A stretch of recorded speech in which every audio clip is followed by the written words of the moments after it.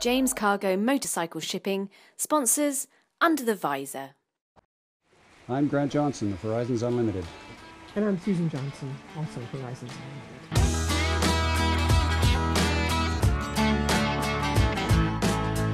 Unlimited. I started riding when I was 16, 16th birthday. Got on the bike and started riding. Was racing at 18.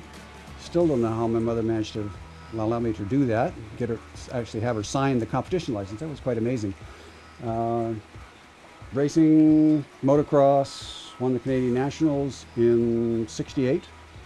It's kind of enough. Okay, work, business, trying to make some money. Got into sporting goods shops. Started running a couple of sporting goods shops in Vancouver, and quite a few things since then. Have a multitude of careers. Went from the sporting goods shop to photography, became an IT consultant, was teaching Lotus Notes, a few other things, created a photography program. What else did I do? I know there's more in there. I'm sure there is, dear, but you're already sounding really old. Yes, way too old. I'm originally a chartered accountant and got into financial consulting and then general kind of business consulting. And I got to be in my early 30s and thought, you know, the long hours and the rest of it was like, what am I doing with my life? And my dad actually passed away, and he was only 66. And I thought, well, I don't want to end up dying before I can actually do some things that I want to do. So when I met Grant, the conversation was about what do you want to do with your life? And the first question was, do you want kids? And we didn't, so that was fine.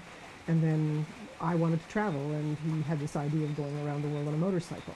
And I'd never been on a motorcycle, ever. And most of my family and friends thought that that was like, motorcycles are inherently dangerous, and you're going to try and go traveling on them. Like, so we had a bit of resistance to overcome. But we started traveling together, and he broke me in. It was supposed to be 3 years around the world. Oh, okay. And we got as far as Panama from Vancouver, and we had run out of money. And we had taken 9 months for a trip that a lot of people do in 2 weeks. But that's when we realized that we had to figure out a different way to travel. So I ended up working in consulting firms. We moved to Australia, and on the way to Australia, we shipped the bike to New Zealand and toured. And then we worked in Australia for like 5-6 years. Stint in Singapore? Stint in Singapore. And eventually we kind of went, well, if we're going to get traveling again, we need to be thinking about this. And then the company that I worked for, Lotus, got bought by IBM. And I had 3 years worth of stock options, which were worthless until IBM bought Lotus, and then they were worth money. And they said, well, you can just roll it over into IBM stock. I said, no, we'll take the cash. So IBM funded the rest of our travels, which ended up being 2 years full-time around the world, from north to south. Europe, Africa, South America, North America. Including Antarctica, although we didn't get the bike to Antarctica. Well, we'd been sending emails back and forth to our family from '87. We were on CompuServe originally in 1987 and had a laptop with us. So we sent emails and we accumulated emails, and then in '97 we'd done Europe, Africa, and we were in Ushuaia waiting for the boat to go to Antarctica. And CompuServe sent us an email and said, you can have a website. And we said, what's a website? It's '97. So we checked that out, and that sounded cool. So while we were waiting for the boat, which was a week, we put together a quickie website, and that was Horizons Unlimited. It was online. It was basically our pictures and our stories up to that point. Yeah. Just a blog, basically. Just a blog. And we kind of said, and this is the beginning of a book, which never got written, of course. No, the website is the book.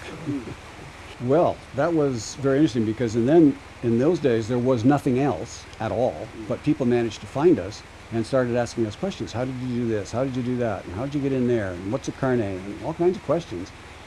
And I got tired of answering the same question again and again and again, so started a forum. And we had heard about a lot of other travelers that we'd met along the way and that were writing to us and asking us and telling about what they were doing. So then we started the newsletter, and it wasn't very long before it was a full-fledged going concern. By 2000, it was full on. And blogs. We started hosting other people's blogs, like the Forwards and Greg Fraser. And eventually it was like hundreds of blogs, but it all started very small. And then Grant had spare time after we finished our travels, and we moved to England for the first time. I was working and he had spare time, so it was sort of... Well, I was supposed to be working on photographs. I was doing stock photography for Comstock in Canada at the time. And I was putting together all the photographs and getting them sorted and categorized and sent off and all the rest of that. But along the way, people kept sending me emails and asking me questions. So the website just took over and became everything. We were leaving the UK and going back to Canada for family reasons. And we put out a note on the website that we're going home and we're going to have a little going away party. People came from as far away as Norway for the weekend to say goodbye. That was truly fantastic, great feeling. And somebody said, you should do this again next year. Well, yeah, great, but we're not going to be here. So Glenn Roberts put his hand up and he said, yep, I'll do it. And now that's Hub UK. It's the way it goes. It's been going strong ever since. So this year we will have done over 20 events in, I don't know, a dozen countries anyway, which is pretty unique. I mean, there are people doing events, in one place or a couple of places, but the challenges of trying to run events completely with volunteers in all those places has been the last 7 or 8 years. That's really been what we focused on and growing that. People have asked us that before and we can never answer it. It's kind of like you have the best part of each continent. Yeah. So we spent a lot of time in Norway, for example, in Europe. In Africa, we spent a ton of time in Tunisia, and then again in Namibia, and probably 5-6 weeks in each. And they're not really very big countries, but that kind of reflected, the things there were to see. By the time we got to the bottom of Africa, we were starting to feel like we were running out of money again, so we had to come home and work, and that's when Grant got his light bulb. South America is kind of on the way back to Canada. Well, if you look at a map, it is. Look at a map of the world. So I was like, okay, but we weren't expecting South America. We probably just race up the Pan American Highway. It's paved all the way, right? But that was an El Nino year, 1998. The big El Nino year. Big El Nino year, and literally thousands of miles of the Pan American Highway were flooded, and many hundreds of bridges were destroyed. So it turned out to be a lot longer and slower than we had expected. So that was kind of interesting. It was an adventure, for sure. Adventure. Yeah. But in South America, which country? I loved Ecuador. It's just amazing. And then Colombia, I was there for, I think, 4 days. That was in the days when it was very dangerous to be out, and motorcycles or people generally were being kidnapped on a regular basis. And a foreigner was very dangerous, so it was in and out as quick as I could get. But it was beautiful, spectacular country, and today we can highly recommend it. People are going there, and all the reports we get back are fantastic. Yeah. Well, we're seeing, so we definitely got to go back there. But what we've learned from all our travels is that there's hardly any place where we would say, well, don't go there, because most places it's just people, and the people are wonderful wherever you go. If you approach them with the right attitude, they will respond that way. And so there isn't a place, as I said, maybe Syria. Currently there's a few places. There's always places. A war or something stupid going on. But other than those places, people are people. Just go. Just go. Tell everyone you're going to go, set a date, and then you have to go because it's too embarrassing not to. That's kind of what we did. Set a date, told all our friends, and it's like, okay, well, now you have to go. But you can overplan, overthink it, and in fact, if you do too much planning, you'll end up terrifying yourself. Because I can remember when we were about to go into Africa. Africa's not a place that most of us are familiar with when we first were there, and that was like 1996. And I remember, I'd researched all of the possible tropical diseases and insects, all of that stuff, and it was kind of like, holy shit, we're going to die if we go there, right? No. And we got all the inoculations, everything you can possibly get. So you can get yourself to the point where you think, well, this is just too hard. So you just have to take a leap. I think the most important thing to remember is that you're going places where people are already. There isn't anywhere that there isn't anybody. So remember that there are people there, they live there, they have houses, they have families, they have stores where they buy stuff, they buy food, they buy clothing, they buy petrol. It's all they easy. Buy toothpaste, they shampoo. Yeah, you don't have to take it all with you. Yeah.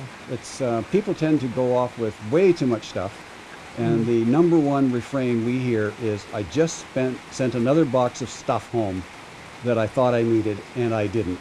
That I paid Another money box. for. Yeah, that's a month's travel in those 2 boxes they've sent home. So take a lot less, and remember, there's people.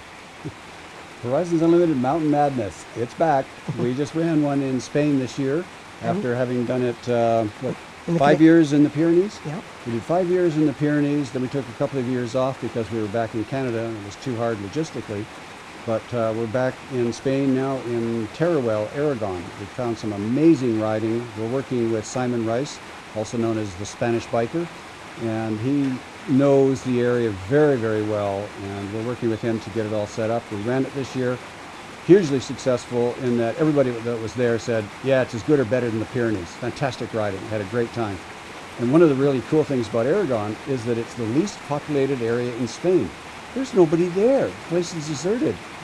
Several guys said to me, I never saw anybody out there. Like, not a single person on the roads, the trails, nothing. It's fantastic. So great riding, and we'll be back next year in May with the 2017 edition. You want to mention the fact that we did one in the Canadian Rockies? Yes, we did one in the Canadian Rockies. The Canadian Rockies was spectacular. We sold out in 6 weeks for that event. We capped it at 160 riders and it sold out in 6 weeks. So we were very impressed with that. It's a slightly different audience than the Travelers meeting. You know, because the Travelers meetings are really, I mean, they're a fairly low-priced event, mostly volunteers, and the idea is that anyone can come, and if people are traveling and they've got a story to tell, they don't have to pay admission, they can just come and tell their story. So it's very inclusive. This event, the Navigation Challenge, is kind of more geared to guys who have a nice bike that they can go off-road with and they want to play. And so it's an opportunity to test. They're not necessarily going to run in the Dakar, but they can actually compete and have a challenge and have a good time for a few days.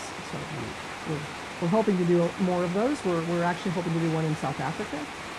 We're working on one in the U.S. in Maryland and the Himalayas. And the Himalayas. So we're hoping to do 4 or 5 of those every year, but that'll take 2 or 3 years at least to build up to it. Go ahead. Adventure is a state of mind, in my opinion. I'll use a couple of examples. For British people, an adventure might be going to France. It's a different culture, it's a different language. They drive on the other side of the road, so that's scary, and they got to cross water to get there. So I mean, in the U.S., it's like I know people who come to our U.S. events who tell me that their friends are convinced that if they go into Mexico, they will die the moment they go over the border. That is the message that they're hearing all the time. So for them to overcome that fear, and all those messages, I mean, that's an adventure. The fact that they don't get killed the moment they go over the border is like, whew, okay. Wow, I did it. So what's an adventure is really in the mind. Yeah. One person's adventure can be somebody else's so Walk what? in the park. It depends on where you're at. One of the phrases we use a lot is you need to get to your own comfort level. When you're comfortable, when you feel ready to go. Get out there and do it. And the adventure is doing something a little bit more than you've done before. And that's an adventure. And that could be, for somebody who's been riding for 3 months, it could be going to the next city. First time on a new motorcycle, out on the highway. Hey, that's an adventure if you've never done it. So I'm pretty easy on the term of adventure. It's what you make of it.